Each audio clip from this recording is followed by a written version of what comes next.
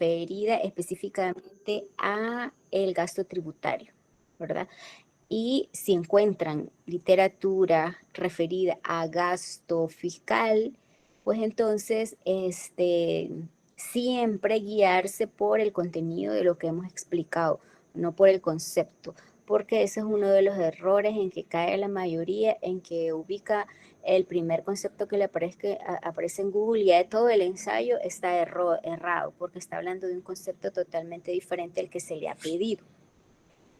Y básicamente lo que andamos buscando es el gasto tributario, el concepto referido a aquellos ingresos provenientes de tributos que el Estado deja de percibir a consecuencia del establecimiento a través de determinadas leyes de incentivos fiscales. Entonces ya no se convierte en una simple donación, sino en un gasto. Y por los principios de transparencia, unidad, universalidad y equilibrio presupuestario deben aparecer reflejados en el presupuesto y hasta la fecha en la historia de El Salvador no se conoce ninguno. Es decir, ningún presupuesto que refleje el gasto tributario, lo que quebranta estos principios y por consecuencia vuelve inconstitucional toda la ley, ¿verdad? Por ese punto. ¿Y qué es lo que corresponde? Pues reformarla para incorporarle y crear un precedente para que eso no vuelva a ocurrir. En otros países, pues por supuesto que sí, se reflejan en ella estadísticas, de hecho, organismos internacionales que hacen recomendaciones puntuales como el FMI para que se refleje en el presupuesto este tipo de gastos porque ejerce mayor transparencia y sobre todo control social respecto a la utilización de esos recursos, ¿verdad? Ahora, en esta clase me interesa que analicemos la sentencia, porque como dije la vez pasada, el 80% de su trabajo es interpretar precisamente las disposiciones constitucionales a la luz de la jurisprudencia. O sea que deben de hacer un análisis de la jurisprudencia y como son temas específicos y relacionados, pues entonces básicamente su ensayo debe versar sobre precisamente el contenido de la jurisprudencia para apoyar una posición en el contenido del ensayo. Entonces vamos a analizar y leer el contenido de la sentencia. Y ya se los pasé el acceso a la sentencia. Y ahora lo que necesito es que aprendamos a leerlas. No es que solo voy a ir a la sentencia y no voy a leerla, no voy a saber ni de qué diablos habla, sino que tenemos que utilizar como jurídicos mucho la jurisprudencia, mucho la jurisprudencia. Yo no creo que exista un abogado que no tenga una buena utilización de sentencias para fundamentar sus argumentos. Entonces voy a proyectarles la sentencia, la pueden ver. Acá estoy en el Romano 6, que dice nuestro derecho constitucional presupuestario.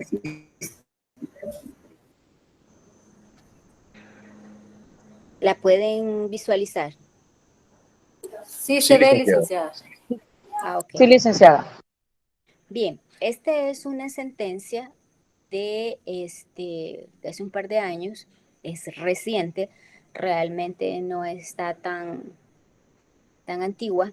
Son muy pocas las jurisprudencias sobre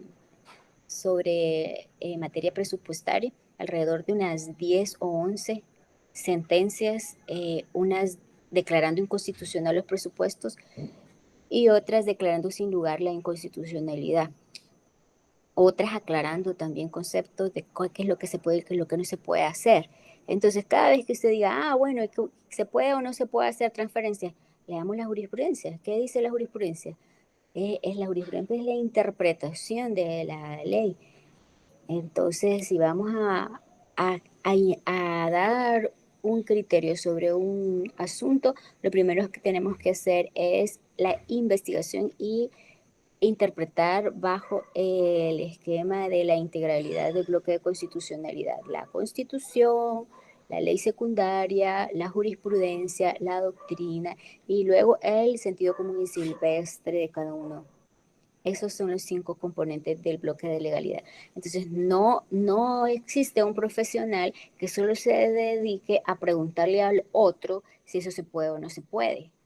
Cada quien tiene su criterio y puede tener un fundamento errado. Yo conozco muchos abogados que presentan inconstitucionalidades totalmente erradas. Y si usted puede ver, pues hacen casi una fundamentación de su posición de 100 páginas. Entonces aquí no se trata solo de preguntar esto se puede o no se puede, se trata de generar criterios como profesionales y no dejarnos llevar por lo que el otro diga. Aquí nadie es sabio, ni nadie tiene toda la verdad, ni nadie puede decir lo que yo sé es la última palabra. Es la labor del abogado investigar e interpretar la jurisprudencia. Entonces, vamos a interpretar la jurisprudencia de esta sentencia que más o menos lo que les puedo adelantar, que entiendo que ustedes ya la tienen hace 2 semanas, y que deben de corroborar lo que les voy a decir. Es una inconstitucionalidad que se planteó precisamente porque se violentaba el principio de unidad, universalidad y de equilibrio presupuestario. ¿Por qué? Porque se consideraba de que habían gastos que no estaban contemplados en el presupuesto, ¿verdad? Era una de las pretensiones de inconstitucionalidad, el que precisamente habían gastos que no estaban presupuestados. Y en esta ocasión, la Sala de lo Constitucional le dio la razón al abogado, pero antes hace un análisis de cada una de las categorías jurídicas que fueron invocadas. Y aquí es la riqueza de lo que uno tiene que buscar, el pronunciamiento dentro del cuerpo de la sentencia de la sala y la explicación, porque eso es lo que sienta precedente. La explicación, lo que dice de la sala respecto a qué se debe de entender por cada uno de estos principios. Entonces, lo que va a versar la sentencia es, primero, ilustrar qué diablos es un principio de unidad, de universalidad y de equilibrio. Y después va a ser un silogismo o una adecuación. Lo que dice la Constitución, la ley, y lo que ella tiene como antecedentes también, su propia jurisprudencia de la interpretación, versus el caso en concreto.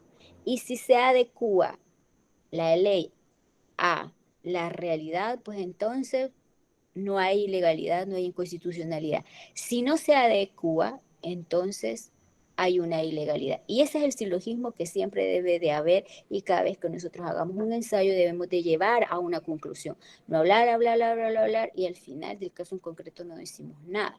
Por eso al final de su ensayo tiene que haber una conclusión. Entonces, en primer lugar, la jurisprudencia, ustedes abran ese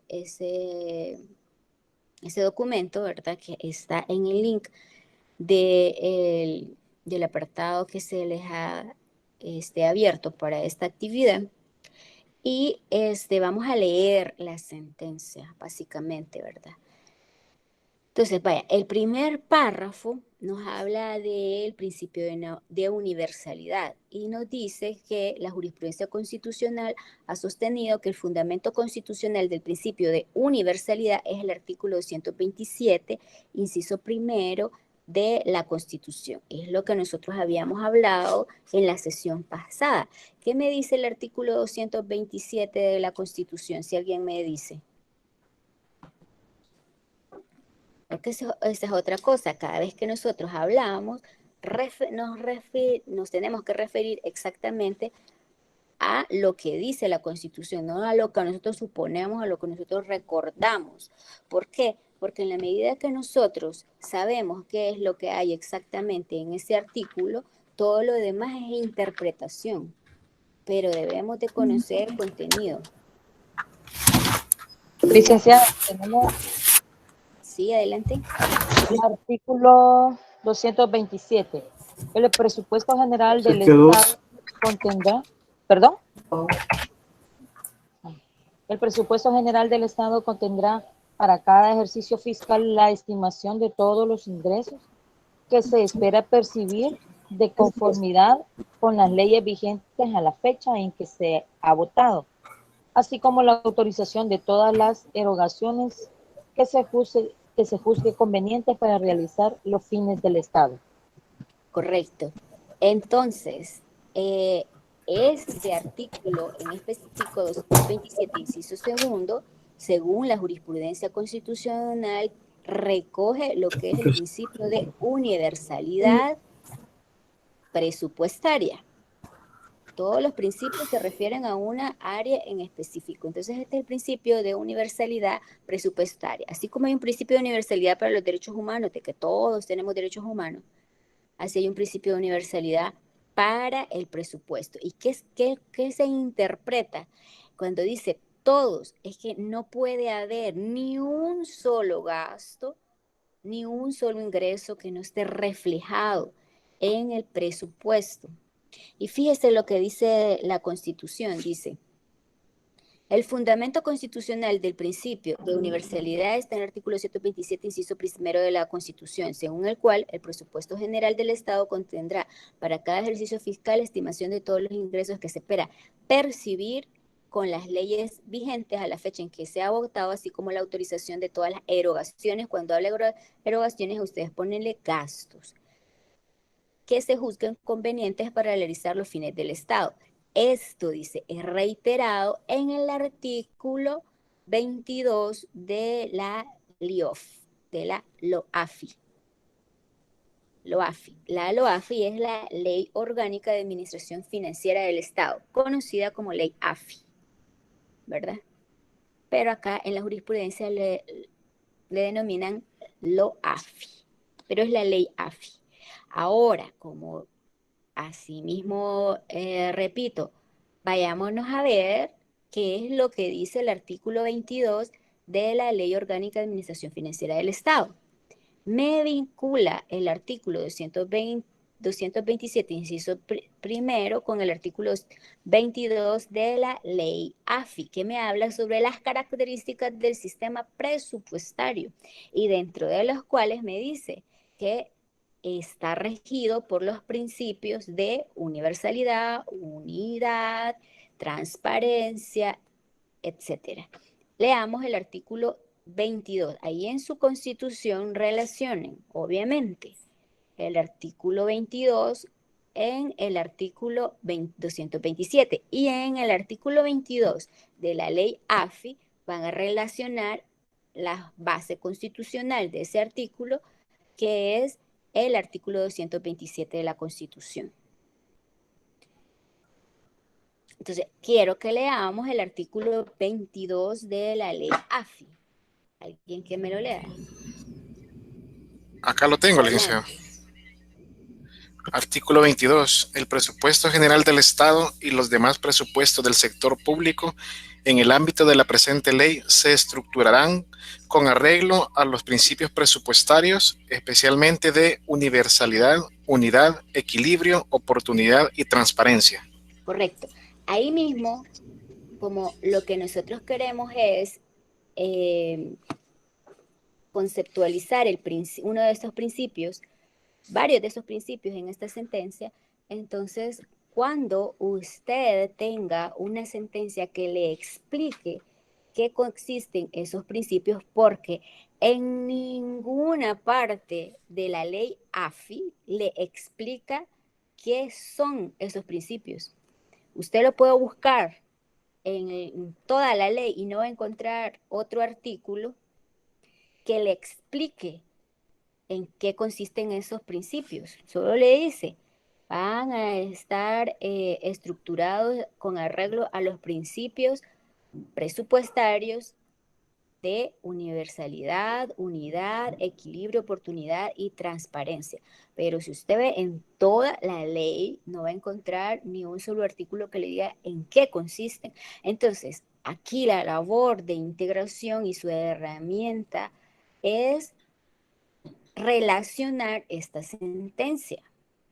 Entonces, ahí relacione de alguna forma el número de esta sentencia, porque ahí le va a explicar qué es el principio de universalidad.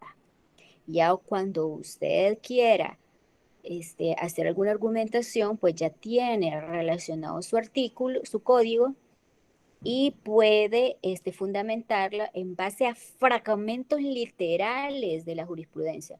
Usted soporta su argumento y dice, este es el principio, y la jurisprudencia constitucional ha determinado que este principio consiste en tal cosa. Como por ejemplo, esto que dice a continuación. La misma sentencia dice, de conformidad con tales disposiciones, ya viene la interpretación de la sala, de conformidad con tales disposiciones normativas, existe, dice. O sea que ahí le interpreta que existe una obligación. Acuérdese que la ley solo puede obligar, prohibir y permitir. Aquí es una obligación. ¿Se acuerda cuando yo le decía, identifique en la Constitución si es una obligación o es una prohibición? Entonces ya la Constitución le está diciendo, por un lado, dice, existe la obligación constitucional y legal para el órgano ejecutivo al formular el proyecto de presupuesto de incluir todos los ingresos y gastos proyectados para un ejercicio financiero fiscal y que estos se consignen por importes reales, es decir, sin que exista compensación entre ingresos y gastos. Y por otro lado, dice, la obligación de la Asamblea Legislativa al recibir dicho proyecto de constatar la incorporación de todos los ingresos y gastos públicos que se verifican en el ejercicio fiscal. Y cita un antecedente de la propia Sala de lo Constitucional de 2006 y 2005, casi una década antes de emitirse esta sentencia. Entonces, ¿qué quiere decir? Que hay un punto importante que ha agregado la jurisprudencia. Deben de ser importes reales. O sea, si yo voy a incluir algo en el presupuesto, no lo voy a incluir disfrazado ni interpretado, tienen que ser importes reales. ¿Qué quiere decir importes reales? Que yo debo de basarme en un estudio para determinar el gasto tributario, cosa que no existe. O sea, que la obligación de reflejarlo no es solo poner una palabra. Estos son los gastos tributarios. No, señor.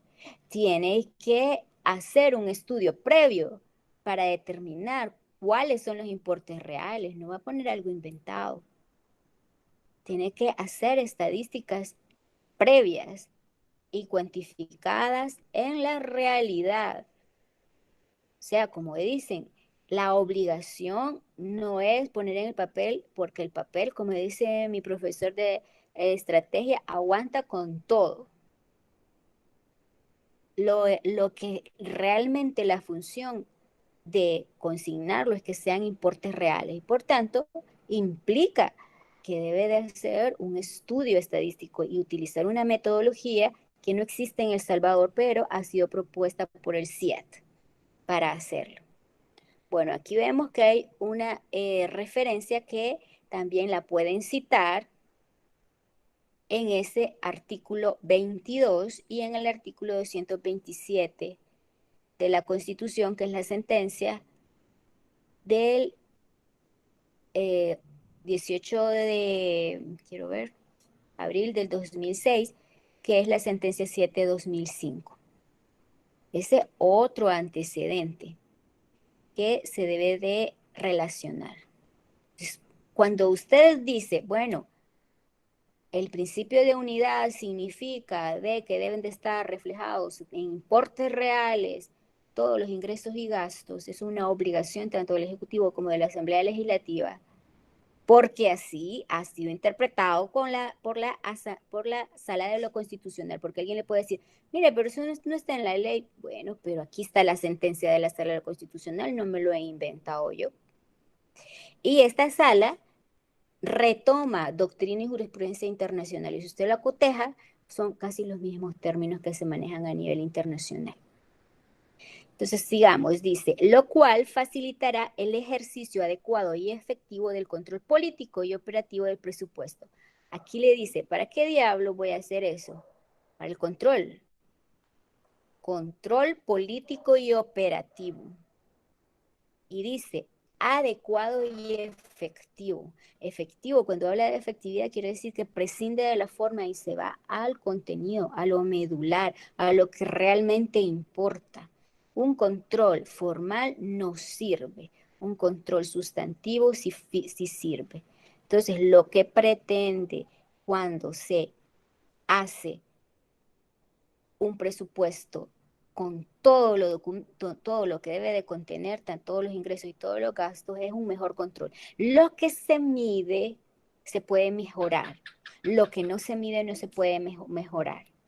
Entonces, en la medida que nosotros como ciudadanos interpretemos la ley que nos afecta a todos, que es la ley del presupuesto, podemos ejercer un mejor control y decir, esto se tiene que hacer diferente.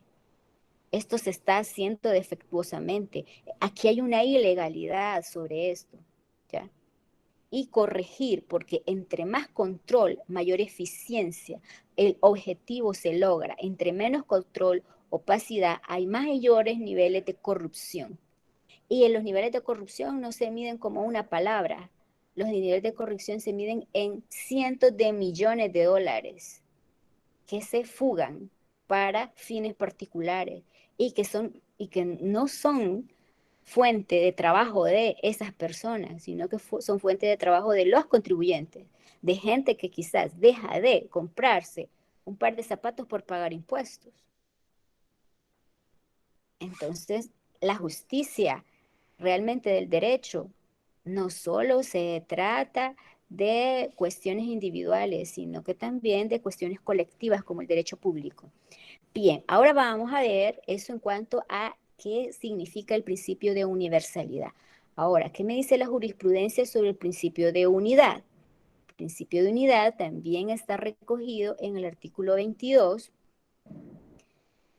de la ley AFI y me dice, el principio de unidad se infiere, el principio de unidad se infiere claramente del régimen financiero elegido por el contribuyente. Surge por el manejo unificado de la economía o de la parte oficial de la misma y de la existencia de unos fines y objetivos comunes a todos los presupuestos que se ponen en vigor anualmente. Mediante una interpretación sistemática y teológica, puede afirmarse que el principio en cuestión deriva de los artículos, ahí cita la fuente constitucional del principio de unidad contemplado en el artículo 22, en el mismo artículo 227, inciso primero, y en el inciso cuarto, y además en el inciso 228, inciso tercero, y en el 204, ordinal segundo de la Constitución, ya que se prevé que el presupuesto general del Estado debe incluir los presupuestos especiales de las entidades autónomas y se prevén la existencia de los presupuestos extraordinarios y municipales. Esto sugiere la intención de concentrar todos los ingresos y gastos estatales en un solo documento con las salvedades apuntadas.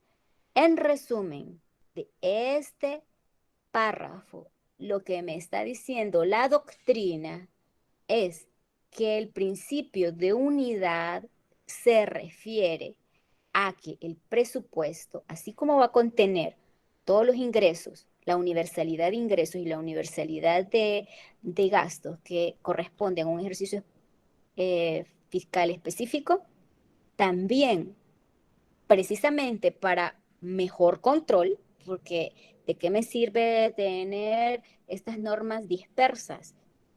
Para mejor control, que es el objetivo fundamental de todos estos principios, yo lo voy a hacer bajo un solo documento, lo voy a unir, por eso se llama principio de unidad, lo voy a unir en un solo documento y ojo con esto, de lo que le está diciendo esta sentencia, se infiere de que le está diciendo bajo un mismo método de elaboración, ¿ya? Tanto el presupuesto general del Estado como los presupuestos especiales de las autónomas y de las empresas, como los presupuestos extraordinarios, se rigen por la misma metodología establecida en la ley AFI. Entonces, este párrafo, aunque algunos no lo entiendan, para eso estamos haciendo el ejercicio, para que ustedes lo lean y de ahí, de leerlo, infieran lo que les estoy diciendo. Pero ahí está exactamente eso. Principio de unidad, lo que quiere decir es que el presupuesto debe incluir en un solo documento todos los ingresos y gastos. En un solo documento debe recoger el presupuesto general, los presupuestos especiales de las autónomas, de las empresas, los presupuestos extraordinarios, ¿ya? En un solo documento y bajo una misma, única metodología. Por eso dice, mediante una interpretación sistemática y teológica, o sea, teológica es el fin que yo percibo. Este principio está recogido en el artículo 227, inciso primero, porque si yo digo, el presupuesto debe tener todo, entonces, por lógica, todo debe estar en un solo documento, ¿ya? Y luego el artículo 228, inciso tercero, me habla de los presupuestos especiales y me está hablando también de los presupuestos extraordinarios. Leamos el artículo 228, inciso tercero de la Constitución. ¿Alguien que me lo lea, por favor? Hola, Lick, buenas noches. Buenas noches. Artículo 328, inciso tercero. Solo podrá comprometerse fondos de ejercicios futuros con autorización legislativa para obras de interés público o administrativo o para la consolidación o conversión de la deuda pública. Con tales finalidades podrá votarse un presupuesto extraordinario. Excelente. ¿Qué quiere decir? Que aparte del presupuesto general del Estado, ya lo vimos cuando estábamos viendo la guía del presupuesto, el presupuesto general del Estado abarca las entidades centralizadas. La otra parte del presupuesto, acuérdese que tiene 4 secciones, la otra sección del presupuesto abarcan los presupuestos especiales, que son presupuestos de autónomas y también los presupuestos especiales de las empresas públicas, que son 4, la Lotería Nacional de Beneficencia, CEPA, CEL y ANDA. Y, ¿verdad? Hay también presupuestos extraordinarios, que es los que me refiere el artículo 228, inciso tercero. Ahora, fíjense bien una cosa.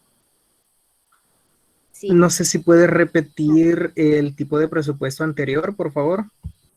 Los presupuestos especiales. Está el presupuesto general del Estado. Está la ley. Fíjense bien, ustedes no deben de diferenciar como abogados y entendidos de esta materia. Ustedes no pueden confundir. Tienen que diferenciar entre lo que es la ley del presupuesto general del Estado. La ley abarca todo. Dentro de la ley hay una sección que es únicamente para el presupuesto general del Estado, que se refiere a las entidades centralizadas.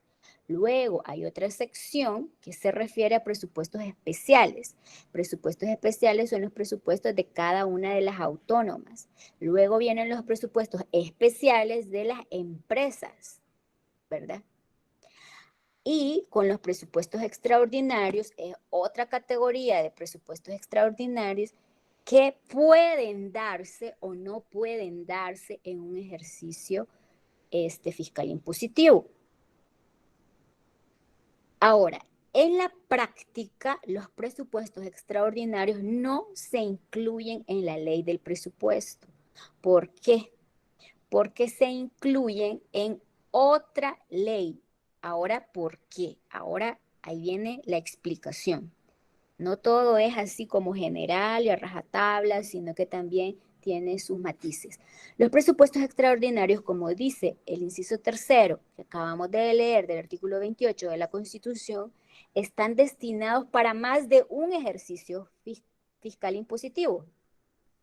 Es decir que el presupuesto general del Estado por ley, ¿verdad? La ley solo tiene vigencia un año. En cambio, los presupuestos extraordinarios pueden tener 2, 3 años de vigencia, ¿ya? Entonces, si se muere la vigencia de la ley del presupuesto, ¿verdad? Porque solo tiene la vigencia de un año, entonces no tiene sentido incluir un presupuesto extraordinario en esa ley. Por eso se generan unos decretos independientes, ¿ya? Si ustedes pueden visualizar presupuestos extraordinarios que se hayan aprobado, por ejemplo, hay presupuestos extraordinarios sobre Fomilenio. O sea, el uso de los fondos de Fomilenio, por ejemplo, abarca más de un ejercicio presupuestario y en esas condiciones se han creado presupuestos extraordinarios, pero se han creado en decretos diferentes. Entonces, ¿cómo usted va a entender eso? Primero, teniendo a la mano todo lo que yo le he dicho, teniendo a la mano la ley del presupuesto, aquella que les dije que les daba 3 puntos para que estuviera completa. Ahí ustedes pueden ver la diferencia de lo que es la ley, un presupuesto general, un presupuesto especial, y ahí no van a encontrar, si ustedes la revisan, que es la ley más grande que existe en la historia de El Salvador, anualmente, no van a encontrar presupuestos extraordinarios. Los presupuestos extraordinarios los van a encontrar en otros decretos. Los presupuestos municipales igual. ¿Por qué? Porque los presupuestos municipales, los municipios tienen autonomía para hacerlo. Y si bien es cierto, en algunas cosas llevan el mismo ciclo, las mismas fases del ciclo presupuestario, pero básicamente por la autonomía municipal, ellos se rigen más bien por las leyes municipales, básicamente por la Constitución, por las normas generales que da presupuesto, la Dirección General de Presupuesto, por las normas generales que da la ley AFI, pero ellos conservan bastante autonomía, por tanto, ellos cada vez que quieren emitir un presupuesto, tenemos más de 200 municipalidades, entonces ellos crean sus propias cuerpos normativos anuales, igualitos que para el Estado. Solo tienen un año de vigencia anualmente, ¿verdad? Y están muy amarrados a la ley AFI, Ley de Organización de Administración Financiera del Estado, por el tema de la contabilidad gubernamental. Porque como son instituciones que usan fondos públicos a través del FODES, entonces deben de llevar sus registros contables de conformidad a lo que establece la ley AFI y la Dirección de Contabilidad Gubernamental del Ministerio de Hacienda. Entonces, el tema de presupuestos extraordinarios lo aclaro porque la misma sentencia dice de que todos los ingresos y gastos estatales deben de estar en un solo documento con las salvedades apuntadas. Con las salvedades. Con las salvedades apuntadas quiere decir de que en el caso de los presupuestos especiales y los presupuestos municipales no se incluyen en la ley del presupuesto. ¿Cómo usted va a entender eso cuando vaya a ver esa ley que se les pasó por WhatsApp? ¿Verdad? Pero este es el principio de unidad. Y antes de pasar al principio de equilibrio presupuestario, que son los 3 principios que desarrolla, la sentencia me dice también, el principio presupuestario de unidad derivan del principio presupuestario de unidad derivan consecuencias concretas. Dice, la primera hace referencia a la obligación de todas las instituciones del sector público de que sus presupuestos sean elaborados y ejecutados en cuanto a su contenido, método y expresión con estricto acatamiento de la política presupuestaria única, definida y adoptada por las autoridades competentes de conformidad con la ley. Entonces, ¿qué es lo que me dice la política presupuestaria 2021, por ejemplo? Da alineamientos de carácter obligatorio que deben de cumplir todas las instituciones al momento de elaborar su presupuesto, perdón. No establece métodos.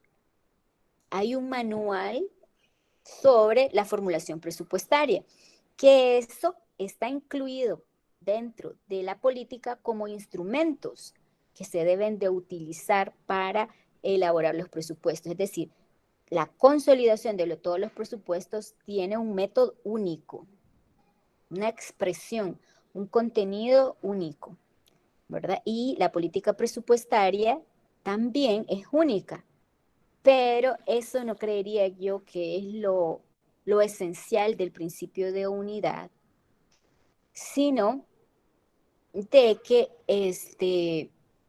debe entenderse el principio de unidad más referido a el método utilizado, a utilizar y que el documento quede en un solo, el presupuesto, todos los presupuestos queden en un solo documento, es decir, la ley. Por eso es tan grande. Pero bien, la sala me dice, la segunda, es decir, la segunda consecuencia del principio de unidad alude a que salvo los presupuestos extraordinarios, que es lo que yo acabo de explicar, contenidos en el artículo 228, inciso tercero, y los presupuestos municipales, ahí lo aclara expresamente la sala de lo constitucional, que tienen autonomía presupuestaria de conformidad al artículo 204, inciso segundo de la Constitución. Si quieren, leámoslo ese artículo, porque siempre hay preguntas sobre los municipios. Bueno, ¿y los municipios cómo hacen? Ah, bueno, el artículo 204, inciso segundo de la Constitución, le da autonomía presupuestaria. Pero leámoslo, porque a muchos les gusta preguntar, pero no ir a ver sus leyes, que son sus herramientas principales. Entonces, leamos el artículo 204, ordinal segundo de la Constitución. La autonomía del municipio comprende: primero, crear, modificar y suprimir tasas y contribuciones públicas para la realización de obras determinadas dentro de los límites que una ley general establezca. Aprobadas las tasas o contribuciones por el Consejo Municipal, se mandará publicar el acuerdo respectivo en el Diario Oficial y transcurridos que sean 8 días después de su publicación, será obligatorio su cumplimiento. Segundo, decretar su presupuesto de ingresos y egresos. Correcto. Tercero, No, hasta ahí quedémonos. Es el artículo Ok. 204, ordinal segundo, el que le da autonomía presupuestaria a los municipios. Entonces quiere decir que aquí le dice, salvo el presupuesto extraordinario y los presupuestos municipales, debe de existir un solo presupuesto para el sector público. Eso implica de que todos los ingresos y gastos del Estado deben estar resumidos en un solo documento o un conjunto de documentos fusionados como un todo orgánico, lo que permite comprobar si se garantiza o no el principio presupuestario. O sea, que el principio de unidad, el que todos lo hagan bajo un mismo método y que se recoja en un solo documento, lo que posibilita es el control de otro principio que se llama principio de equilibrio, ¿ya? Presupuestario, porque yo en un solo documento puedo visualizar, puedo tener más claridad y orden en las finanzas. Así lo dice, potencia la claridad y orden en las finanzas públicas, permite observar la magnitud del presupuesto y el volumen de las erogaciones, así como la carga del contribuyente, y finalmente facilita el control parlamentario. Y ahí ustedes relacionen siempre en el artículo 22 de la ley AFI la sentencia 15-2011, que hace referencia al principio presupuestario de unidad. Ahora vámonos con el principio de equilibrio. Dice la sentencia, en El Salvador, el principio de equilibrio presupuestario es un mandato de optimización. Ahí ustedes relacionen en el principio presupuestario de equilibrio, que es el tercero del artículo 22 de su ley AFI, relacionen la sentencia siempre 15-2011. ¿Qué me define jurisprudencialmente que es el principio presupuestario, de equilibrio presupuestario? Y ojo, ahí relacionen también el artículo 226, porque el artículo 226 le da la facultad al órgano ejecutivo en el ramo de Hacienda de conservar el equilibrio presupuestario. Entonces, ese artículo 22 está relacionado con el artículo 226 de la Constitución y con esta sentencia y con la sentencia 15-2011. Entonces dice, el reconocimiento constitucional legal está en el artículo 226 de la Constitución que ordena. El órgano ejecutivo en el ramo correspondiente tendrá la dirección de las finanzas públicas y estará especialmente obligado a conservar el equilibrio del presupuesto hasta donde sea compatible con el cumplimiento de los fines. Mientras tanto, dice, el artículo 27 de la ley AFI estatuye que el presupuesto general del Estado debe reflejar el equilibrio financiero entre sus ingresos, egresos y fuentes de financiamiento, lo cual implica que el gasto presupuestario debe ser congruente con los ingresos corrientes netos. Ahora, ¿cómo se interpreta esto? Se interpreta que el equilibrio presupuestario no es, fíjense bien, ingresos iguales a gastos. No. Jurisprudencialmente, lo que me está diciendo esta jurisprudencia es que el equilibrio presupuestario significa que el gasto debe ser congruente con los ingresos. Debe de haber una congruencia. ¿Ya? Generalmente, cuando ustedes ven los presupuestos, lo que en los sumarios, lo que suman los ingresos es igual a lo que suman los gastos. Es igualito. Por ejemplo, si aquí te estoy diciendo, mi presupuesto es $3,000. Entonces, yo en mis ingresos voy a poner $3,000 y en mi gasto voy a poner $3,000, ¿ya? ¿Por qué? ¿Cuál es la lógica de eso? Porque en contabilidad, esto tiene una fuente contable, en contabilidad hay una teoría de partida doble. O sea, lo que usted pone en los ingresos también lo carga en los gastos. De manera que usted hace un control de ambas cosas. Y es lógico. Fíjense bien, si usted en un año tiene presupuestado obtener $3,000, es una proyección, obviamente. Entonces usted va a proyectar en un año cómo gastarse esos $3,000. Es una proyección. Ahora, en la realidad, eso no pasa. Entonces, como en la realidad los ingresos nunca son exactamente iguales a los gastos, entonces el hecho que ya al final lo planeado con lo real no sea congruente, al final tengamos más gastos que ingresos, no rompe el principio de equilibrio presupuestario. ¿Por qué? Porque el principio de equilibrio presupuestario no quiere decir a esa técnica contable que utilizamos para cuantificar los ingresos y los gastos. No quiere decir eso. Quiere decir que yo, como administrador de las finanzas públicas, que es el Ministerio de Hacienda, voy a tratar de que sea congruente mis ingresos con mis gastos, ¿ya? Que sea congruente. Por ejemplo, que yo diga, usted tenga usted debe ser congruente entre sus gastos y sus ingresos. Usted no debe de gastar más de lo que usted obtiene. Eso es ser congruente. Porque incongruente es que usted comience a gastar, gastar, gastar y no tiene los ingresos para efectuar esos gastos, para soportar esos gastos.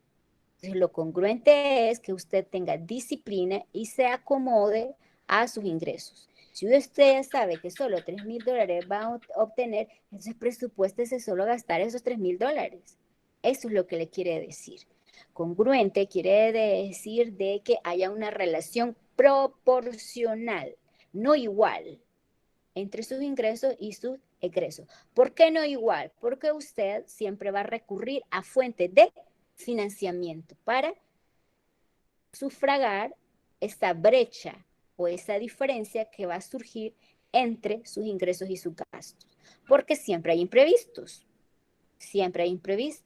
y va a tener que hacer uso del financiamiento.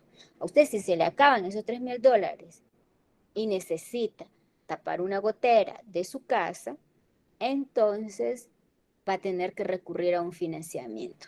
¿Eso rompe el principio de equilibrio presupuestario? No, no lo rompe, porque la Constitución, el artículo 26 dice, conservar el equilibrio presupuestario hasta donde sea compatible con los fines del Estado, siempre y cuando el gasto sea razonable, proporcional, congruente, y yo lo esté utilizando para proteger los intereses del Estado, pues entonces no es inconstitucionalidad. No es inconstitucional. Y es como, por ejemplo, que le digan, es que el Estado se endeudó para sufragar la tormenta Aida o la tormenta lo que sea. Entonces, ¿eso es incongruente? No. Siempre y cuando haya una justificación para eso, se puede hacer. Es más, por el tema de la pandemia, no solo países centroamericanos, sino que países de la Unión Europea que tienen lineamientos casi normativos para la disciplina fiscal y para restringir el endeudamiento, se endeudaron casi al 100%.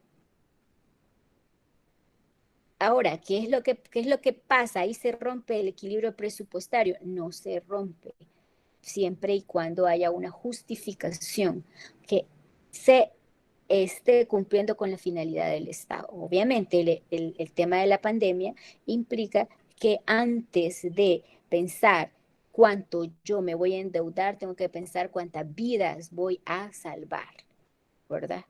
Hay muchos ejemplos de países que tomaron decisiones en pro y en contra del endeudamiento. Y igual, ahí podemos ver los resultados en términos de vidas. ¿Y saben cuál es el valor público más importante del Estado? No es el financiero. El valor más importante del Estado es el valor vida. Hay un paper que yo le subí donde habla precisamente de eso. Entonces dice, que el gasto presupuestario debe ser congruente con los ingresos corrientes netos para garantizar el equilibrio fiscal en el largo plazo. Fíjese, en el largo plazo quiere decir que yo debo siempre planificar a largo plazo. Y largo plazo es de más de 5 años. De 5 a 10 años es largo plazo. Mediano plazo es de 1 a 5 años. Largo plazo es de 5 años para más. Y corto plazo es de 1 a 3 años. Un año es corto plazo. Un año es corto plazo. Medio es de 1 a 3 y largo plazo es de 5 años. Planificar, hacer una planificación que abarque 5 años, eso es largo plazo. A 10 años es largo plazo. Bueno, Coca-Cola planifica con 20 años su estrategia. ¿Ya? Entonces, ¿qué quiere decir? Que si este año me endeudé porque necesitaba endeudarme, yo tengo que hacer el ajuste estratégico en mi plan de endeudamiento en esos próximos 5 años. Quiere decir que tengo que buscar nuevas formas de ingresos públicos y reestructurar mis gastos. Bien, la sala dice, artículo 11, inciso primero, frase final y 2, letra A de la Ley de Responsabilidad Fiscal para la Sostenibilidad de las Finanzas Públicas y el Desarrollo Social, respectivamente. Entonces, a largo plazo, fíjense bien que aquí la jurisprudencia hace una interpretación del principio de equilibrio presupuestario y también cita la ley vigente ley de responsabilidad fiscal para la sostenibilidad de las finanzas públicas y desarrollo social que nunca habíamos tenido en la historia de El Salvador hasta hace un par de años, ¿verdad? Y que precisamente habla de la garantía del equilibrio fiscal a largo plazo, ¿verdad? Entonces, porque es una interpretación estratégica de lo que implica el manejo de las finanzas públicas, ¿verdad? No es algo inmediato, esto no cuadra, no, sino que tenemos que ver más allá de una planificación a largo plazo. Y eso lo hacen la mayoría de los países en los marcos fiscales de planificación de mediano y largo plazo, donde lo que dice es cierto, a usted su ley le dice que usted haga un presupuesto de un año, con vigencia de un año, pero eso no quiere decir que su planificación interna se va a reducir a un año. Usted planifica en 5 años. Por eso nosotros tenemos un marco fiscal de 3 y 5 años que se va actualizando. O sea, ya hay una planificación estratégica de largo plazo. Las planificaciones estratégicas se hacen porque usted tiene una visión de lograr algo en el transcurso de los años. Entonces hace una consecución de una ruta y alinea sus recursos a esos objetivos y sus acciones a esos objetivos. Si usted dice, yo quiero adelgazar, eso no es un objetivo estratégico. Si usted dice, yo quiero adelgazar 3 libras en un mes, eso es un objetivo estratégico. Lo puede medir. Los objetivos estratégicos es algo que usted siempre debe de medir. Debe tener meta, indicador, tiene que tener acciones, tiene que tener presupuesto y tiene que tener responsables.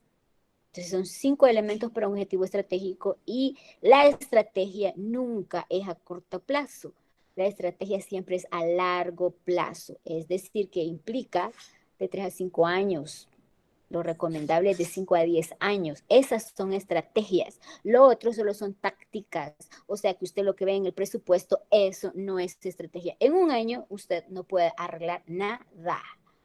Es decir, la estrategia arregla cosas a partir de una planificación, una alineación de sus recursos, sus acciones, el dinero hacia objetivos a largo plazo. Entonces, no se puede juzgar algo solo por una cosa en específico, más en tema presupuestario y estratégico. Esa es la conclusión. Bien, luego seguimos en cuanto al principio de equilibrio, que dice, de las anteriores premisas se sigue que el principio de equilibrio presupuestario no está regulado por el constituyente y el legislador como un imperativo rígido o absoluto, sino que puede ser flexibilizado bajo ciertas condiciones, a las que la Constitución se refiere como correspondencia con el cumplimiento de los fines del Estado. ¿Ya ve? Es lo que le estoy diciendo. Nada de esa rajatabla, rígido y absoluto, sino que algo que tiene la estrategia es la flexibilización. Entre más flexible, pero con razón y fundamento, es mejor. Siempre y cuando logremos el objetivo estratégico, que es lograr la finalidad, proteger el valor vida. Y acá me hace referencia a una sentencia, un auto en el incidente 102-2014, donde la sala pues habla precisamente de esa flexibilidad. Si se tiene en cuenta que para la consecución de la justicia, fíjense, lo que buscamos es justicia. ¿Y qué justicia? El objetivo estratégico de todo el derecho en cualquier rama es la garantía efectiva de los derechos de todos. Entonces, para eso se deben de poner principios, debidos procesos para poder hacerlo. Nada es formal, se llega a lo sustancial. Es decir, una sentencia en un papel no me sirve de nada. El dinero en mi bolsa sí me sirve de algo, ¿ya?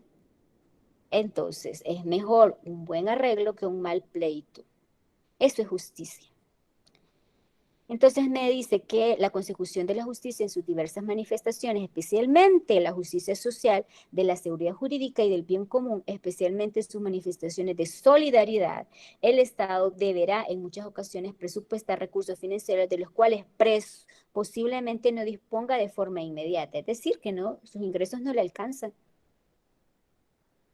pero puede presupuestar el endeudamiento, pero ese endeudamiento lo tiene que hacer previo, no es cuando ya estamos en el momento, eso no se puede, antes se debe de hacer, a menos que estemos en situaciones de estado de emergencia, que ya son otras cosas, que no vamos a confundir con un presupuesto extraordinario, ya lo dije, y espero que no se equivoquen en eso. Los presupuestos extraordinarios no son para estados de emergencia, ni para necesidad, ni para urgencia. Son previamente establecidos para los fines que establece el artículo 228 de la Constitución. Tienen la misma metodología, se hacen con un año de anticipación, no se hacen a la ligera por un estado de emergencia. No, señor, no confundamos presupuestos extraordinarios con eso. Bien, me dice que a veces el Estado debe en muchas ocasiones presupuestar recursos financieros de los cuales posiblemente no disponga de forma inmediata, de modo que la relación entre ingresos y egresos no corresponderá a una ecuación matemática. Fíjense lo que le está diciendo. ¿Qué quiere decir eso? Que lo que le quiere decir la Constitución con equilibrio presupuestario es que no le está diciendo que los ingresos matemáticamente deben de ser iguales que los gastos. Eso se debe de entender porque es una interpretación jurisprudencial del principio de equilibrio presupuestario. Es una correspondencia, una proporcionalidad razonable, lo que está diciendo el constituyente. No una igualdad material, matemática. De acuerdo con esto, dice, hay una exigencia de hacer una ponderación entre la necesidad de evitar un déficit fiscal que perjudique, por un lado, de forma inmediata la hacienda pública y de forma inmediata los patrimonios de los gobernados, y por otro, la necesidad de cumplir adecuadamente, sino óptimamente y eficientemente, diría yo también, con los fines del Estado prescritos en el artículo 1 de la Constitución. Bien, y luego me habla más del principio de equilibrio. Y el principio de equilibrio, obviamente, acá el resto de la jurisprudencia me lo trata de ajustar a la falta de previsión. Fíjese bien, cómo afecta que yo quiebre el principio de unidad, el principio de universalidad y cómo afecta en el principio de equilibrio presupuestario. Es decir, que son principios que están como interrelacionados, ¿ya? Y al final de la sentencia le dice, sí, le dice, usted tiene razón, al quebrarse el principio de universalidad, también se quebró el principio de equilibrio, porque el equilibrio es que yo tengo contemplado todos los ingresos, todos los gastos, y entonces yo logro hacer, al tener todo eso, yo logro hacer una correspondencia entre ingresos y gastos. O sea, yo estoy administrando bien las finanzas públicas, pero si yo no hago lo del principio de universalidad, quiebro a su vez el principio de equilibrio presupuestario. Y aquí le viene diciendo todo eso y al final declara inconstitucional el presupuesto precisamente por no haberse contemplado un gasto y establece de que hay una inconstitucionalidad en este sentido. Dice, declárese inconstitucionalidad en su contenido de un modo general y obligatorio la Ley del Presupuesto General para el Ejercicio Financiero Fiscal del año 2017 por la vulneración de los principios de equilibrio presupuestario y universalidad. Si usted quiebra el de universalidad y no contempla un gasto, quiebra también el principio de equilibrio presupuestario. ¿Ya? Y por eso se vuelve inconstitucional y debe de declararse inconstitucional el presupuesto. Entonces dice, por la vulneración de los principios de equilibrio presupuestario y universalidad establecidos en el artículo 226 y 227 de la Constitución respectivamente, originada, dice, por el desfinanciamiento de las partidas específicas en que dichos vicios han sido constatados, es decir, la del gasto para el pago de la deuda con el FOP, incluyendo el artículo 4, LP Pleca 2017 y las redistribuciones o reasignaciones realizadas en el transcurso de este año. Y numeral 2, al gasto para el pago de pensiones del IPSFA, incluyendo el artículo 13 de la Ley del Presupuesto 2017 y las redistribuciones o asignaciones realizadas en el transcurso de ese año. Y 3, la del gasto para devoluciones del impuesto al valor agregado a exportaciones.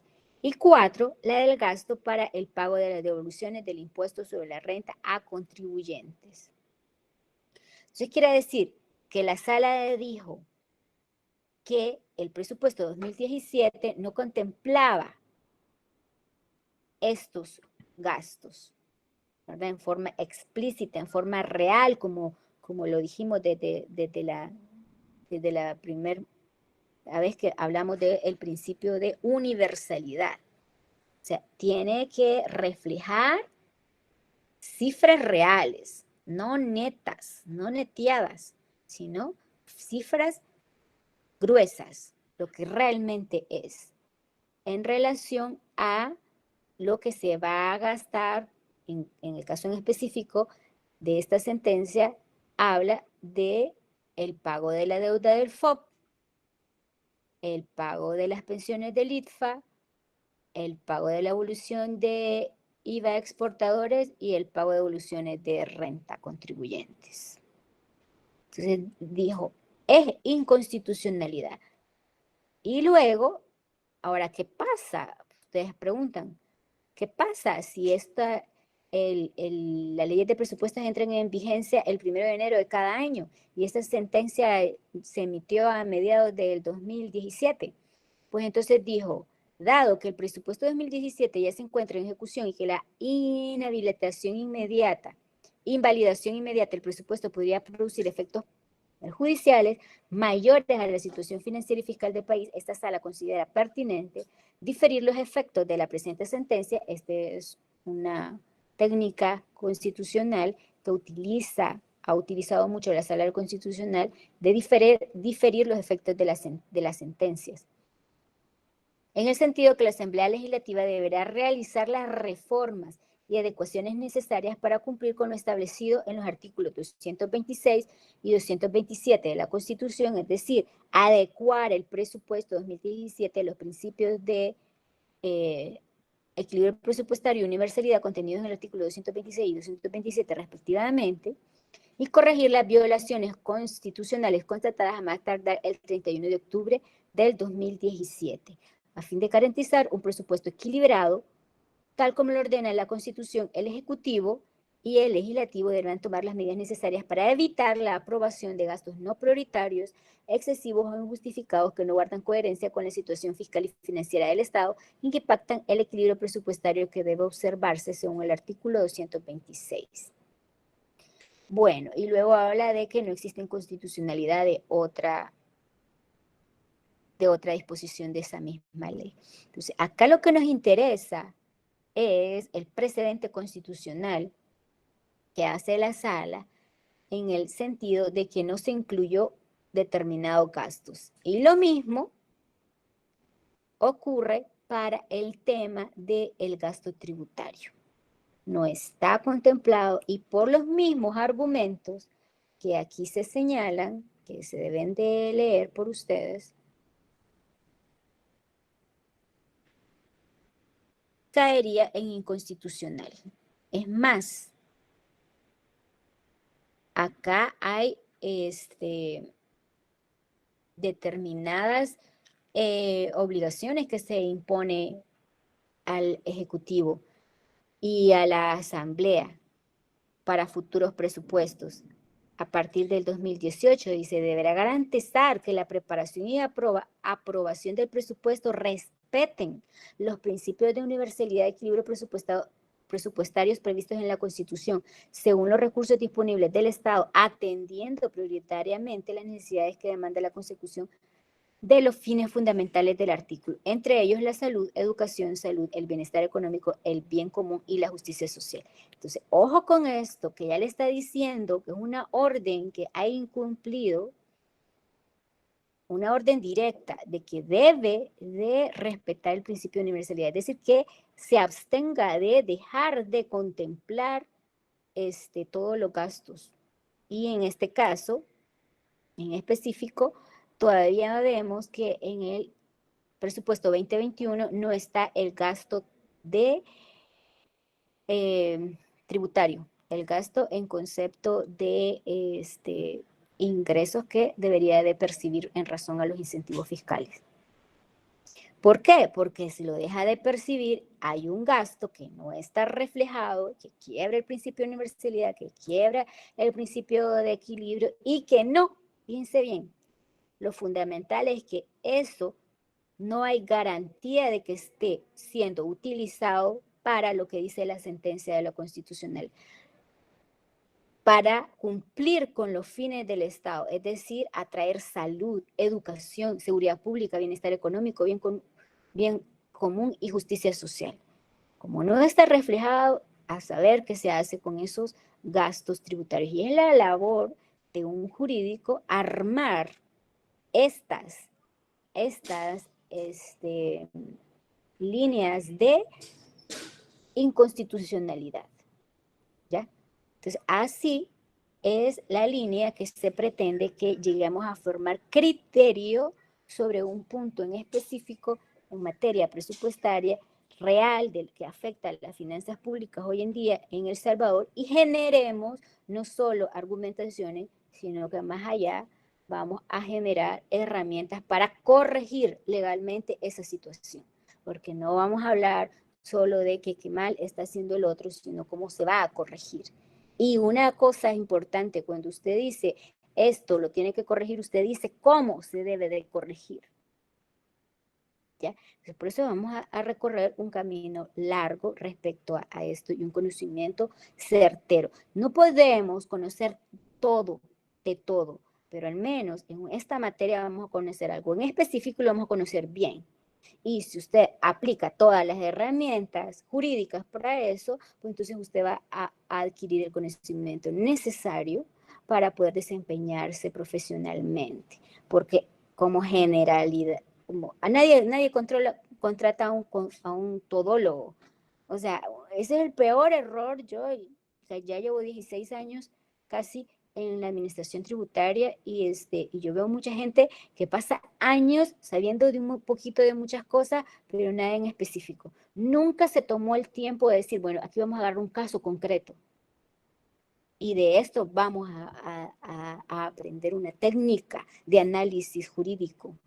Ellos saben de todo porque le llegaron a preguntar una cosa, después le dieron otra, y no, muchachos, de verdad que ese es el peor error de pasar de una universidad y no saber nada en específico.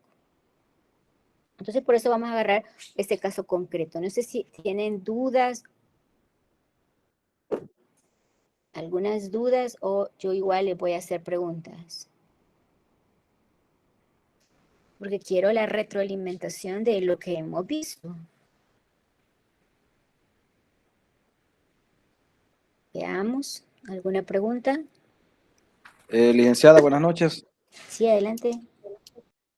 Una de las dudas que tengo en cuanto al equilibrio presupuestario es, si bien es cierto, todos los años van a surgir algunos imprevistos donde el Estado se va a ver obligado a incurrir en préstamos para poder sufragar estos imprevistos, ya sea desastres naturales, el caso de la pandemia, perfecto, todo eso es razonable el adquirir estos préstamos para poder salvaguardar la vida de los ciudadanos.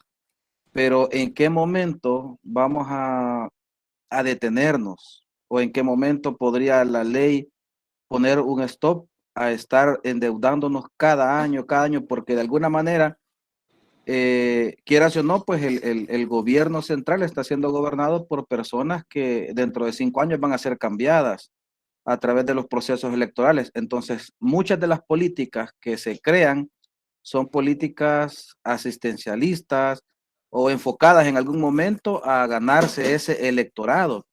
Y la mayor parte del electorado siempre va necesitando qué es lo que el gobierno me está dando para yo nuevamente darle el voto. Entonces, muchas veces las políticas gubernamentales no van enfocadas en función de hacer funcionar al Estado hoy, mañana y pasado mañana y dentro de 10 años. O sea, básicamente se va pensando en cómo salgo de esta, por decir algo, las elecciones que vienen a futuro o que se aproximan. Entonces, ¿en qué momento le vamos a, porque esa es la pregunta concreta, en qué momento le ponemos un stop a ese endeudamiento? Muchas veces yo pienso que, o sea, ¿en qué momento le hacemos un stop a ese endeudamiento que en algún momento puede crecer tanto que sea insostenible poder pagarlo? Es haciendo exactamente lo que ustedes están haciendo, aprendiendo de finanzas públicas, cómo funcionan las finanzas públicas, cuáles son los argumentos jurisprudenciales para poder detener eso a través de una inconstitucionalidad. La única forma de controlar la actividad del Estado financiera pública es a través de una inconstitucionalidad o una reforma de ley. Es la única forma. Que usted haga programas de debate de políticos, no va a cambiar nada. Al día siguiente todas las cosas van a pasar igual. Que usted critique o que a la gente se ponga a criticar, no va a cambiar nada al día siguiente. Lo único que para es la misma colectividad informada, educada y que sepa cómo argumentar una inconstitucionalidad y la presente ante la sala de lo constitucional y la sala de lo constitucional le diga: esto que usted está haciendo viola el principio de equilibrio presupuestario porque usted está endeudando sin razón, o muéstrame las razones que usted tiene. Y es la única forma.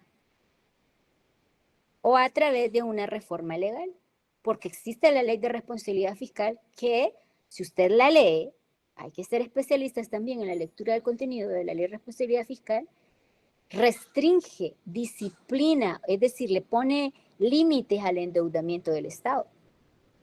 Pero ahí está la ley. ¿Cómo la va a hacer cumplir? ¿Cómo usted argumenta que se ha quebrado ese principio de equilibrio presupuestario? Porque no es tan fácil solo decirlo, porque yo tengo una percepción pública. Debo tener datos, debo conseguir datos de cuánto realmente asciende el endeudamiento, en qué se ha gastado.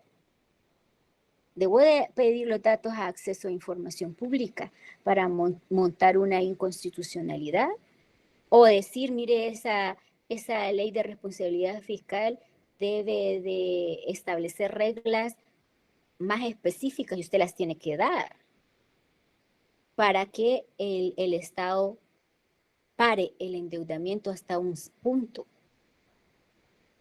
La única forma es haciendo lo que nosotros vamos a hacer, con un caso en particular, que es el gasto fiscal, gasto tributario, que doctrinariamente también se conoce como gasto fiscal, pero el gasto fiscal se asocia también al gasto público, que es otra categoría, por eso lo hemos reducido a gasto tributario. Entonces, la única forma es jurídicamente. Por eso ustedes son privilegiados, porque eso no lo puede hacer un contador. Los únicos que pueden defender al país completo son los abogados. Que no caigamos en una crisis fiscal irreversible cuyas consecuencias las que vamos a pagar son estas generaciones y las futuras generaciones, porque los endeudamientos son a largos plazos. La única forma es la vía legal y solo hay dos, no existen más. De ahí todo lo demás, haga partidos políticos, haga oposición, no existe otra forma, si no es una inconstitucionalidad y una reforma de ley, que es lo que nosotros vamos a aprender a hacer. Es la única forma.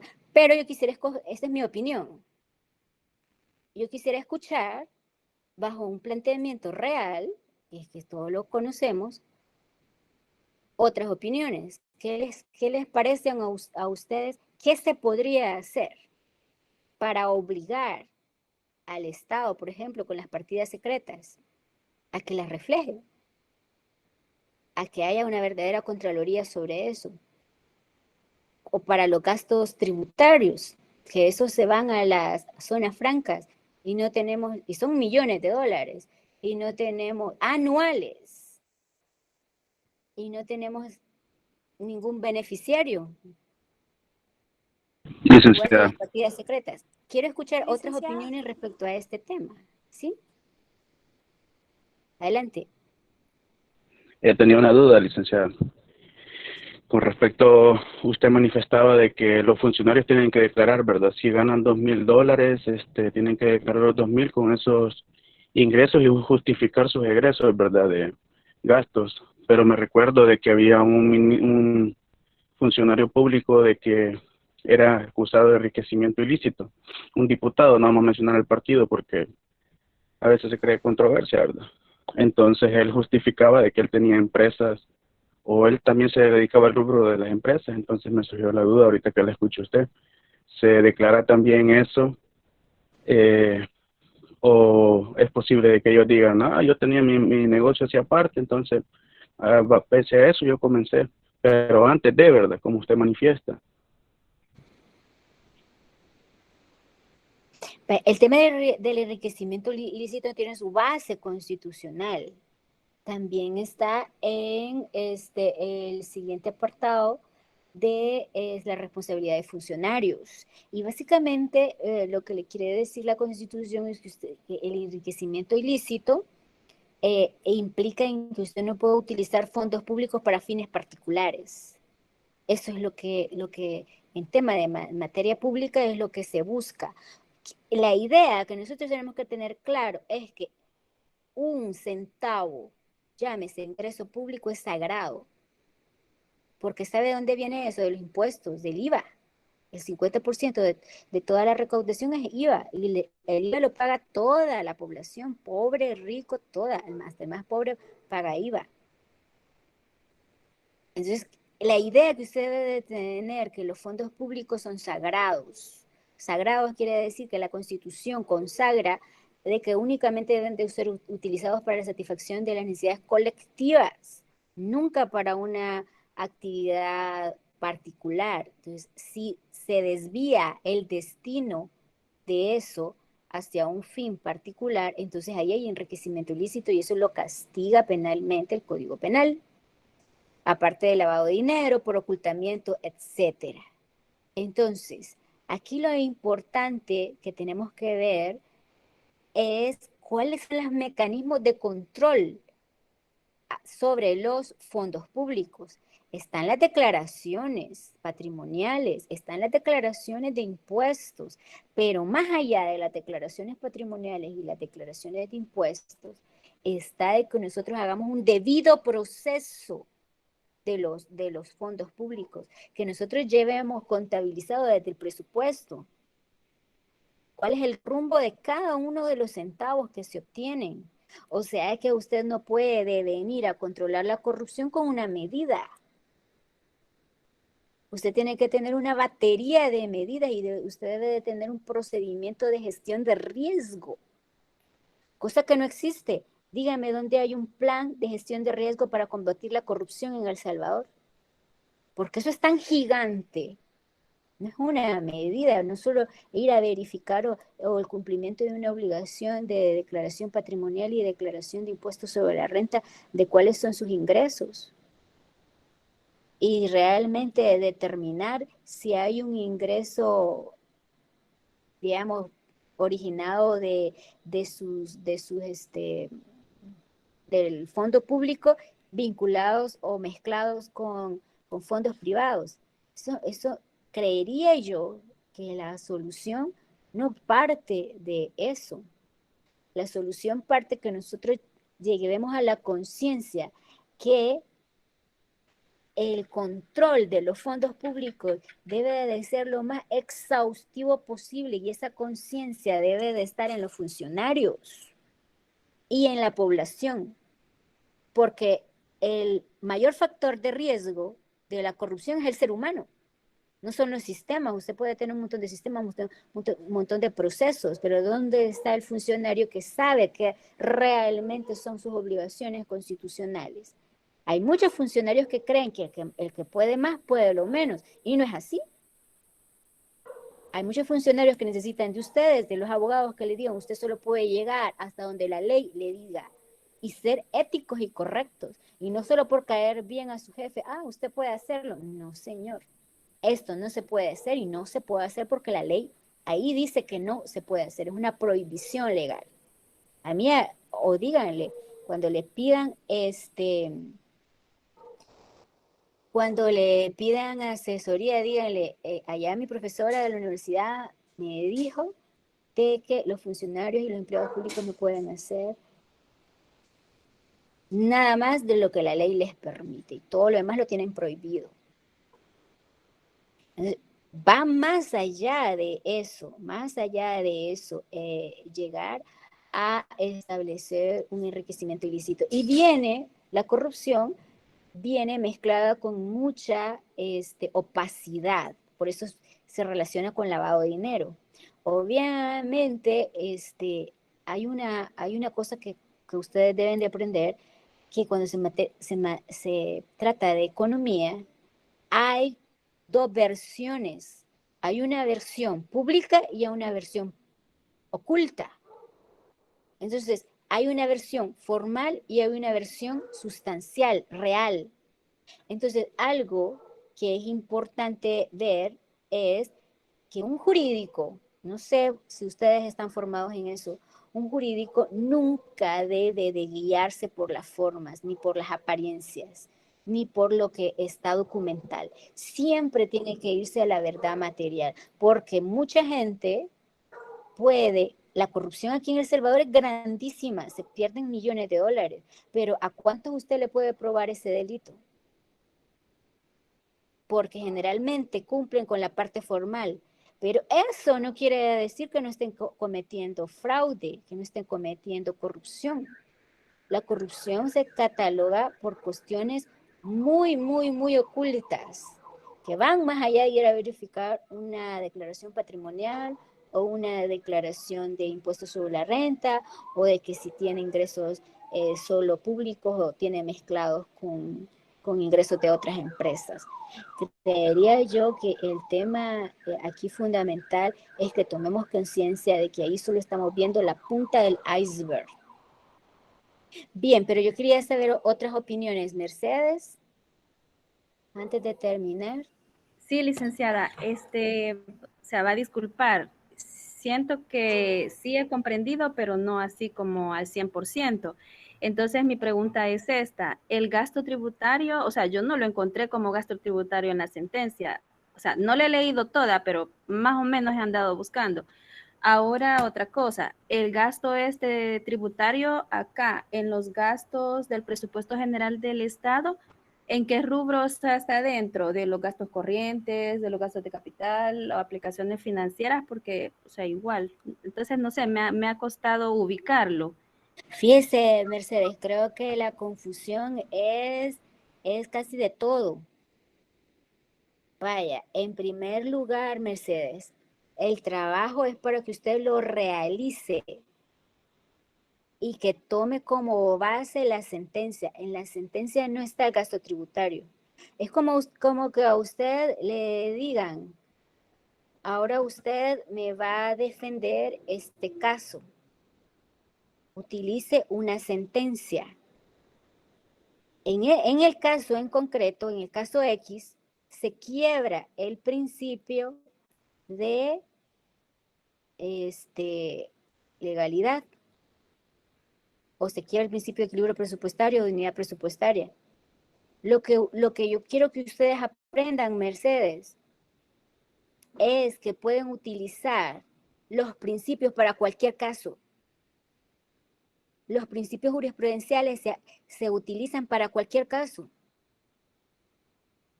Así como si usted comprende el principio es transversal y aplica para cualquier cosa. No sé cómo explicarme o darme a entender. En el caso de familia, por ejemplo, no importa si ahora le viene un señor que se llama Juan, al otro día le viene un señor que se llama Pedro, y el otro día un señor que se llama Mario. El hecho es que a todos los puede demandar por el mismo principio de que el niño tiene derecho a un reconocimiento de paternidad. ¿Ya? Entonces, hay un principio. ¿Cuál es el principio ahí? Que el niño tiene derecho a saber quiénes son sus padres. Niño y adulto, porque tengo entendido que todas las personas tenemos derecho a saber quiénes son nuestros padres verdaderos. Puedo practicar una prueba de ADN a mis propios padres, perfectamente. Ese es el principio.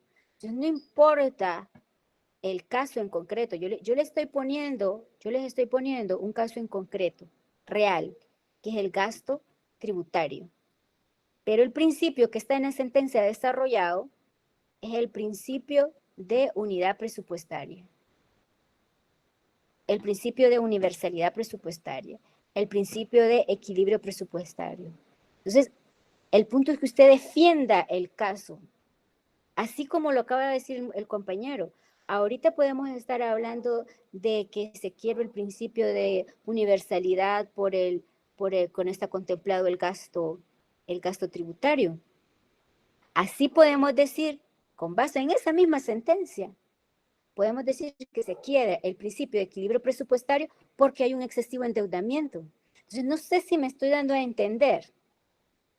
En la sentencia. Sí, o sea, igual también también se me formulaba esa pregunta, por ejemplo, ¿de dónde sacaron los fondos para así, o sea, construir el Hospital El Salvador o todo el gasto de la pandemia? O sea, no confundamos, fíjense, hay muchos temas en este tema de presupuesto, pero a mí no me interesa debatir sobre todos y cada uno de esos temas. A mí me interesa que agarremos un caso en concreto y real, que es el gasto tributario, y a partir de ese vayamos generando la metodología de análisis a través de la lectura constitucional, a través de la lectura jurisprudencial, a través de la argumentación, y luego vamos a ir generando información sobre obtención de información. No podemos tratar estos casos solo con la punta del iceberg.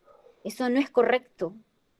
Estar hablando de un caso y de otro caso y de otro caso, infinidad de temas en materia presupuestaria y reales. Pero lo que yo quiero transmitirles es que vamos a agarrar un caso en concreto, que es el del gasto tributario, y vamos a aplicar metodología de análisis práctico. ¿Ya? Y que podemos utilizar esta jurisprudencia, pero obviamente, fíjese, eso es importante que lo hablemos. Cuando yo vaya a justificar, fundamentar un caso, yo lo primero que digo, voy a ver si hay un caso igualito al mío, y eso es lo que yo quiero transmitirle. No va a haber casos igualitos al suyo. Es que ese caso no es igual. ¿Por qué no es igual? Porque usted no sabe interpretar los principios. Por eso no es igual. Pero cuando hay principio, es igual la aplicación. Porque los principios son a rajatablas, siempre la misma consecuencia para cualquier tipo de caso. Para cualquier tipo de caso. Entonces, eso es lo que yo quiero transmitirle. Aquí no estamos hablando de una disposición en concreto, aquí estamos hablando de principios. Si se quiebra un principio, sea cualquiera la denominación del gasto, puede ser X, Puede ser cualquier tipo de categoría o subcategoría, porque ya la Constitución le está diciendo todos los gastos deben de estar contemplados en el presupuesto. Entonces, la sentencia habla de principios. Entonces, eso es lo que yo quiero transmitirles. Ojalá ustedes puedan, como profesionales del derecho, agarrar esas herramientas y apropiárselas. Que cuando ustedes vayan a defender un caso, lo hagan en base a principios y sepan extraer los principios de la sentencia. Ustedes no van a perder ese caso.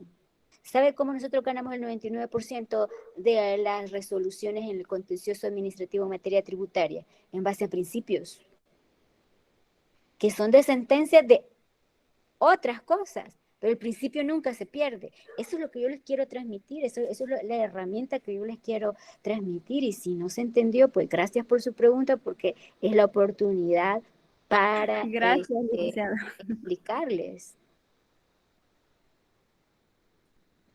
Sí, quizás es complicado, porque no es fácil. Lo que yo les estoy diciendo no es fácil, pero lo vamos a ir trabajando poco a poco. Por eso estamos leyendo esta sentencia, para que nosotros logremos captar el contenido del principio a nivel jurisprudencial. ¿Ya? Bien, fíjense que yo creo que me he sobrepasado el tiempo, y realmente no me gusta sobrepasarme, porque yo sé que ustedes tienen sus compromisos, aunque no tengan más clases, todos tenemos nuestros compromisos personales, profesionales, etcétera. Así que me disculpo, voy a procurar cumplir con el tiempo. Y la próxima sesión les aclaro, ¿verdad? Acá, de que les corresponde el laboratorio. Como es precisamente un trabajo que implica que ustedes van a destinar tiempo, yo quiero, ¿verdad?, que ustedes tengan el tiempo para realizarlo. O sea, ya está asignado hace 2 semanas, quiero que utilicen esa hora de clase para hacerlo. Y yo lo voy a recibir hasta las 12 de la noche. Usted, después de su trabajo, se pone a trabajar en eso. Porque así como... Licenciada, disculpe otra vez. Hola, sería día miércoles, ¿verdad, licenciada? ¿Tienes para el día miércoles? No es para el día lunes. No, o sea, el lunes tenemos que entregar. Qué raro.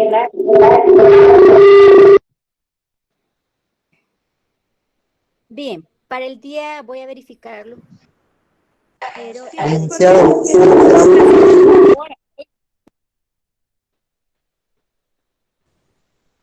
licenciada, ¿me escucha? Vamos a ver. El día lunes háganme la primera entrega. El día lunes háganme la primera entrega. ¿Por qué? Porque yo la voy a corregir. Licenciada, buenas noches. Lo que vamos a hacer es lo siguiente. Se escuchen con la metodología y después aclaramos las dudas. Lo que vamos a hacer es lo siguiente. El día lunes me van a hacer la primera entrega. Yo les voy a dejar la hora para que lo trabajen, para que no correr hasta última hora. Lo vamos a hacer el lunes. Yo voy a dejar esa hora para que ustedes lo trabajen. Cualquier duda, cualquier cosa que ustedes necesiten, ahí voy a estar para evacuar dudas. Y quiero ver subidos los trabajos. Yo los voy a comenzar a revisar y se los voy a devolver para que hagan las correcciones. ¿Ya? Y luego de las correcciones, entonces ustedes van a entregar un documento final hasta el día que corresponde, que sería el miércoles. O si realmente yo veo que necesitan más tiempo, porque lo que me interesa es que lo hagan bien, no es que solo lo entreguen. Les puedo dar toda la semana, ¿ya? Pero eso sí, me interesa que lo hagamos con anticipación y no a última hora. Generalmente a última hora entregan cualquier cosa y ya después se vuelve complicado y no cumplimos el objetivo. Mi interés es que lo hagan y que lo hagan bien. Y posteriormente eso le va a servir de base para seguir con las otras actividades. Muy bien, ahora vamos con las preguntas y las dudas. Buenas noches, licenciada.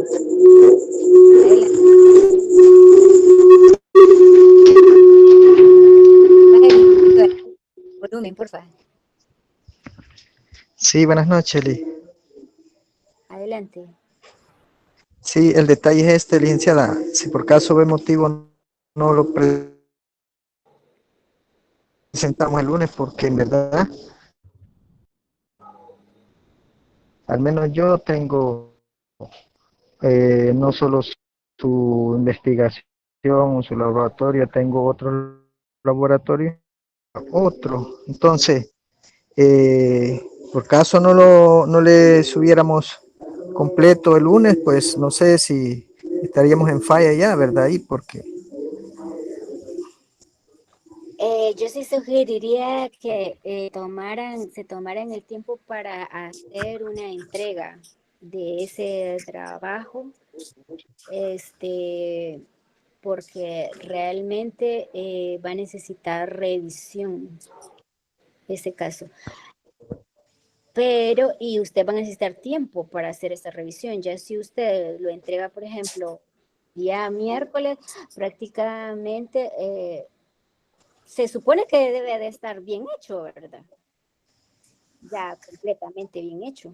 Entonces, si usted lo entrega el miércoles, pues entonces quizás se lo evaluaría así tal como está. sí, porque al menos a mí me toca presentar uno el lunes, el martes y el miércoles el suyo. Entonces, prácticamente son bien pesados los laboratorios, ¿verdad? De investigación. Entonces, pero haré todo lo posible. Gracias, buenas noches, licenciado. Sí, realmente el objetivo no es que entreguen, por lo menos en mi materia, no es que entreguen algo, una cosa voluminosa. Es más, les he pedido un trabajo chiquito de 600 palabras mínimo. O sea, que usted cumple con 600 palabras, que es una página o 2 páginas. Si usted ve mi trabajo, es pequeño, no les he pedido voluminoso ni nada por el estilo. Pero lo que yo quiero es que aprendan lo que yo les estoy dando, y le estoy dando la posibilidad de que usted lo entregue, yo se lo reviso, usted lo corrija y usted obtenga la nota que se merece, porque usted ha aprendido, porque ha corregido, porque ha adquirido la habilidad. Ahora, si usted no tiene tiempo, no va a incurrir en ninguna falta, porque el laboratorio, como ustedes dicen, se debe de entregar hasta el miércoles, ¿verdad? Entonces, si usted lo entrega hasta el miércoles, pues entonces yo le voy a evaluar lo que usted entregue, ¿verdad? Ya no va a haber posibilidad de que usted tenga una oportunidad de mejorar su nota.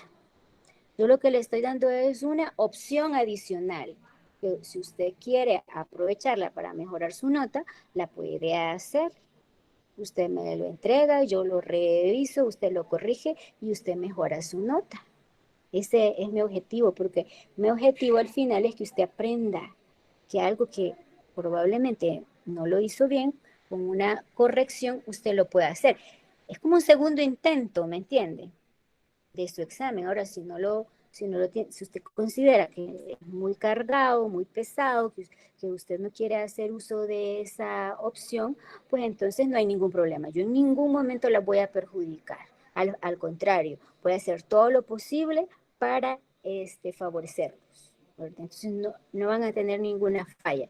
Lo que les recomiendo es que hagan eso, de mandarlo con anticipación, para que lo que entreguen pues tenga posibilidad de corregirse y al final entregue un buen trabajo y tenga una buena nota, ¿verdad? Licenciada, disculpe, ¿con qué tamaño de letra sería el ensayo? No, eso ustedes decídanlo, yo lo único que les voy a pedir son como mínimo 600 palabras, que eso no es más que una página y media, tengo entendido, es una cosa muy pequeña. Lo que sí que necesito es que adquieran las herramientas para hacerlo. No les estoy pidiendo una investigación voluminosa, pesada, pero sí requiere de tiempo y que usted adquiera ciertas habilidades, ¿verdad? Entonces, todo lo demás, de los márgenes, Licenciada. eso es a discreción de ustedes, ¿verdad? Lo que sí les pido, un mínimo. Con un mínimo que Licenciada, ponga es suficiente. Sí, adelante, una Rosmary. pregunta. Perdón, no sé quién está hablando. Una pregunta, Liz.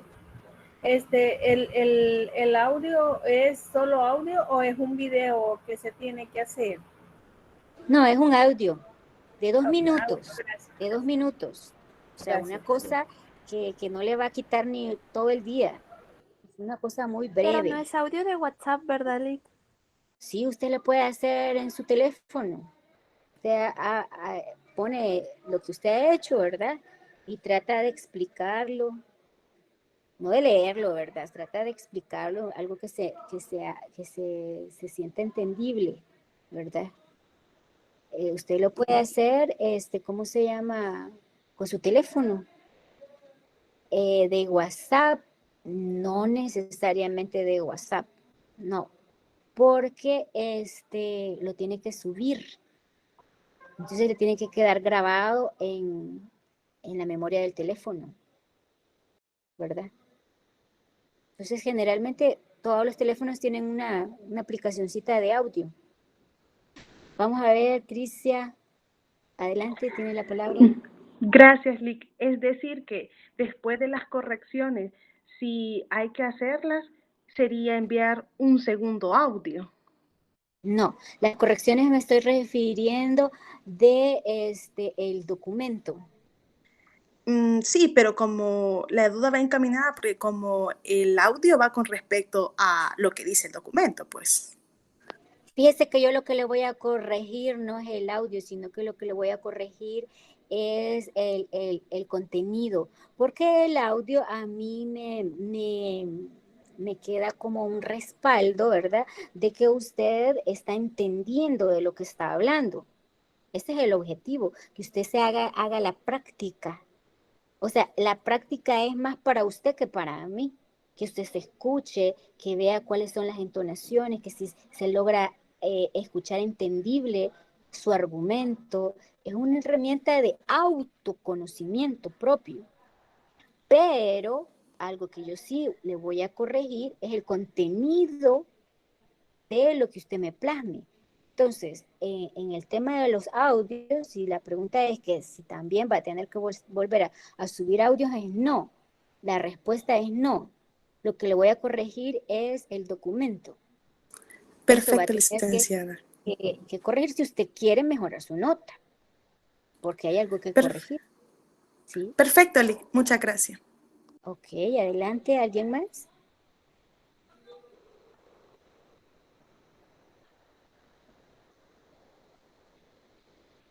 Buenas noches, licenciada, disculpe, estoy sí. abriendo el link que usted puso y me abre todo lo que es el Ministerio de Hacienda, donde menciona del ensayo. No sé si estará mal. ¿Cuál es el link que le abre? Quizás se quebró el link. Pues yo estoy abriendo un link que dice http www.ministeriodehacienda.gov y hay un montón de... Entonces, cuando lo abro, me aparece la página principal del Ministerio de Hacienda. Sí, eso pasa cuando se hace, se quiebra el link. Es decir, que el link le falta algo o en internet ya no está alojado en el mismo lugar. ¿Ya? Entonces, quiere decir que el documento está ahí en la página del Ministerio de Hacienda, pero la máquina no sabe ubicar dónde. Así es. Es decir, que se ha quebrado el link, se ha roto. Vaya, eso se recomienda incluir un gasto. Solo recuérdeme respecto a qué documento, para ver si podemos recuperar el link y Solo mandarlo. dice, aparece, se anexa, dice, la sentencia es la que estábamos leyendo hoy. Después dice FMI recomienda, en ese, al final de donde dice FMI recomienda incluir un estimado de gasto, allí usted le agregó el link. Ese link es el que no funciona. El que está quebrado. Sí. Vaya, Entonces, lo único que hay que hacer es en la página del MH, que es mh.gov.sb, Sí. lo único que hay que hacer es buscar el informe del FMI. Ah, muy bien. Hay un apartado, lo que pasa es que no está habilitado ahorita, ¿verdad? Sí. Pero ahí está publicado. Hay que volver a buscar dentro de la página del MH el informe del FMI. Vaya, en razón del tiempo, vamos a ver si podemos actualizar eso en el transcurso de unos minutos. Muy bien, Para Licenciada, que gracias. lo vuelvan a intentar o busquen ahí informe del FMI dentro de la página del MH. Y ahí Muchas están gracias. los informes publicados. Vaya, ¿alguna otra pregunta, muchachos? Porque entonces, Ninguna, licenciada. Muchas gracias, licenciada. Todo claro, creo yo. ok, Muchas gracias. Buenas noches. Gracias a ustedes. Buenas noches. Buenas noches. Buenas noches. Buenas noches. Pasen Buenas Gracias, licenciada. noches, licenciada. buenas noches. Cuídense. Descansen. Gracias igual. Bueno, buenas noches.